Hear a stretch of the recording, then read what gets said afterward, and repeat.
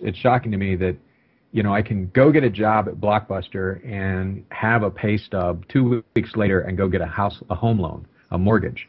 But as an independent who has this operating fund, unless I'm willing to, even if I was willing to dump the entire operating fund on a down payment, they still would want a couple of years worth of tax returns. Yes, yes, that's astonishing because as you and I see it, when you're employed and you have not built up those reserves, and I was absolutely there, so I'm talking about myself, it's actually a riskier position.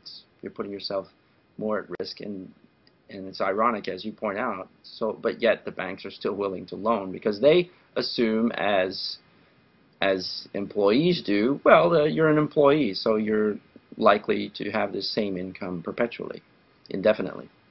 I think there's almost an ideological commitment to it, past the point of rationality. You know, you saw people making business decisions in the mortgage industry that cost them a lot of money because they said, look, we're not going to refinance these people's loans. They took them out. They deserve to foreclose. And even though it's going to cost us far more to foreclose these homes, they're boarded up. They're in neighborhoods full of boarded up homes.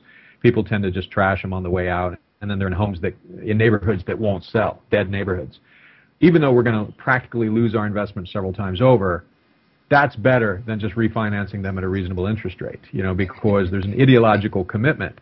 You know, you give them 6%, a lot of those people would have stayed. And I think there's almost an ideological commitment that says an employee is almost more worthy of a loan because he's committed to belief of the system.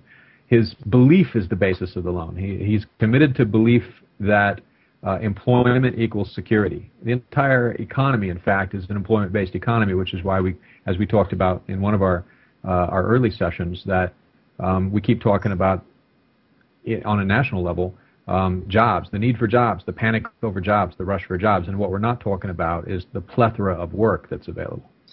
You know, you just raised an interesting point that I hadn't considered, which is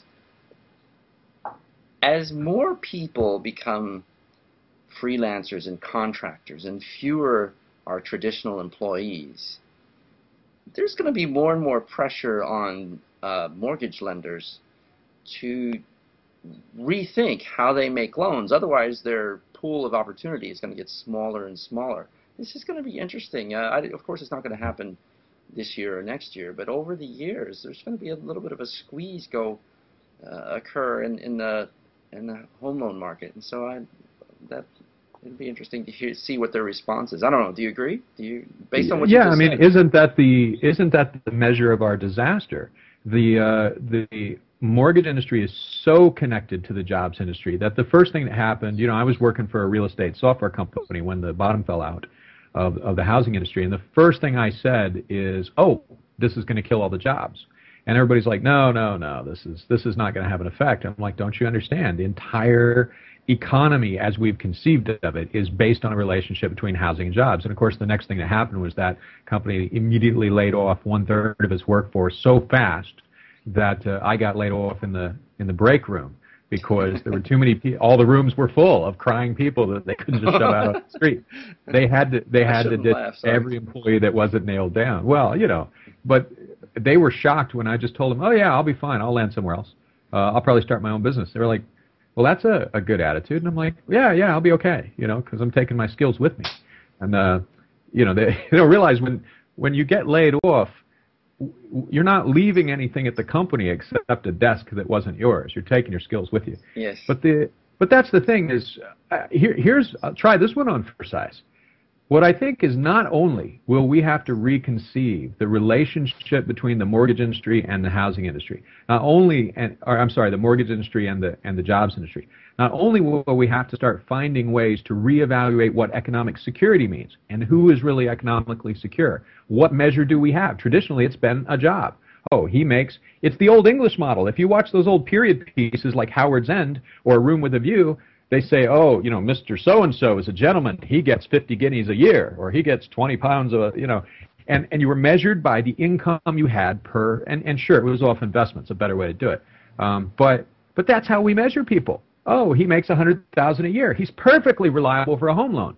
Who were a lot of the foreclosures? A large percentage of them were calculated foreclosures of people that had invested in property with these giant salaries and decided, you know, it's cheaper for me to get out because now I can't sell it at what I could have sold it for before. So I'll do a strategic foreclosure.